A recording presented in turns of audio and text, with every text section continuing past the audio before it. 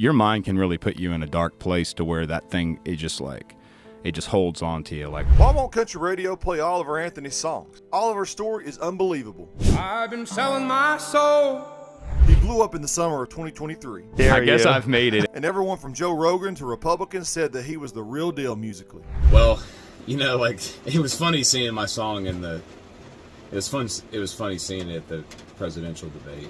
Then the rumors started. So, we all have heard of Oliver Anthony at this point. People started saying that Oliver was a fake or a poser. I mean, we are the melting pot of the world. But what's the real truth? And why isn't he blowing up on radio? You won't believe what's going on here. In August, Oliver's most famous song, Rich Men North of Richmond, was #1 on the Billboard Hot Country Songs chart. And that's crazy, since the song wasn't really being played on any country radio station. Basically, what Oliver did is unheard of, but it's possible that you'll never hear Oliver's music on country radio. So why is that? Oliver's songs are hugely popular with listeners. Isn't that how radio stations make money? Although sources recently reported shocking insider news. It's believed that Oliver has signed with United Talent Agency, so at least he's getting some booking representation. But radio stations allegedly still have a problem or problems with Oliver. And the biggest issue could be how country radio is formatted. Did you know this? Anytime a singer or group puts out a single, whether they're a new artist or a superstar, it could take months for that song to reach the top 10 on radio. If you still listen to radio stations in the car or at work, you'll understand what that means. Because stations play music on a rotation. That's why you often hear the same popular song being played several times a day. Radio stations choose songs to add to their rotation. It makes sense that these new songs are called ads. And when it comes to ads for Oliver's songs, the results were pretty bad. When Richmond North of Richmond was #1 in the country, the song only got 8 ads from radio stations across the country. In comparison, Scotty McCreery's song, Cab and a Solo, got 120 ads in the same week. There's another side to this story. Brian Mansfield is the editor of Country Insider, and he claims that many radio stations have played Richmond North of Richmond at least once. Why the country stations even played the song is unbelievable. Oliver has gotten so much negative press. Whether he's called fake or too political, none of those rumors are likely the real truth. Still, he made news on the radio because of it, so clips of his song get played on the radio, but only during a news story focusing on those negative rumors. Brian is trying to set the record straight. There are other reasons why country music won't play Oliver. It might sound like Brian is throwing shade, but in the radio format, this is crazy important. Brian's side of the story is,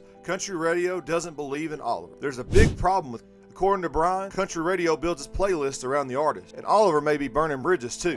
Any internet presence I have right now is coming from me. Brian alleges that Oliver doesn't want to play the music industry game. Did you know that Oliver hasn't yet been signed to a major record label? He doesn't appear to have any marketing people or a PR team around him either. So country radio might see Oliver as a one-hit wonder, and it could end up hurting his career in the long run. But Brian thinks there's another side to this story, and this is a crazy twist. You know how I said Oliver only got 8 ads by country radio stations in a week? The same week that Scotty's song got 120 ads? Brian actually thinks that 8 ads is a huge deal for Oliver. He said, "I can't think of another time that a record that nobody was trying to get country radio to play at all got 8 ads in 1 week." Brian thinks there are 2 major problems with Oliver. Can you guess what the first problem is? It's political. After Republicans like Marjorie Taylor Greene crowned Oliver as a right-wing artist and tried to make the song a right-wing anthem, Brian alleges that some country radio stations took that the wrong way. Dave Parker is a program director at US 106.1 New Country Radio in Norfolk, Virginia. Shockingly, 106.1 is one of the stations playing Oliver's music, but Dave's side of the story is insane. Dave had seen the negative press about Oliver. He was concerned about the political talking heads jumping on Oliver's music. Shockingly, Dave was quoted as saying,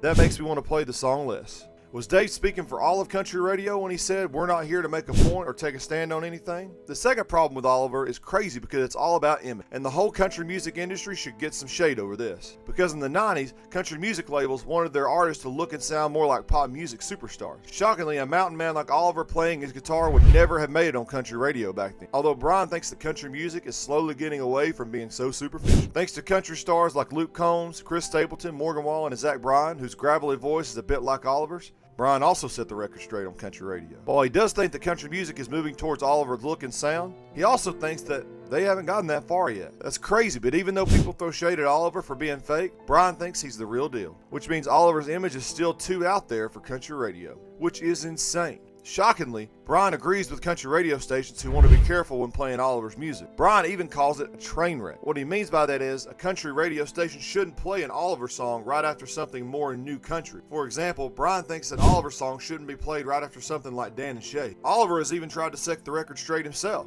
He claims that he's right down the middle when it comes to politics. But Brian thinks that country radio still thinks they have to explain the song isn't political every time they play it. Brian thinks most DJs don't want to do that.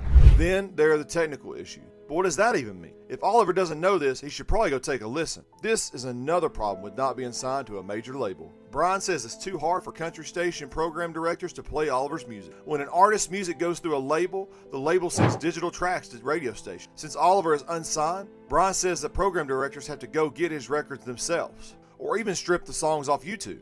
In the case of Oliver's more offensive lyrics, that also means the program directors would have to bleep the expletives themselves. Brian wasn't throwing shade or saying that the program directors are lazy, but with so many songs available to play from major labels, it might seem like a waste of time to try to get Oliver's tunes on the air.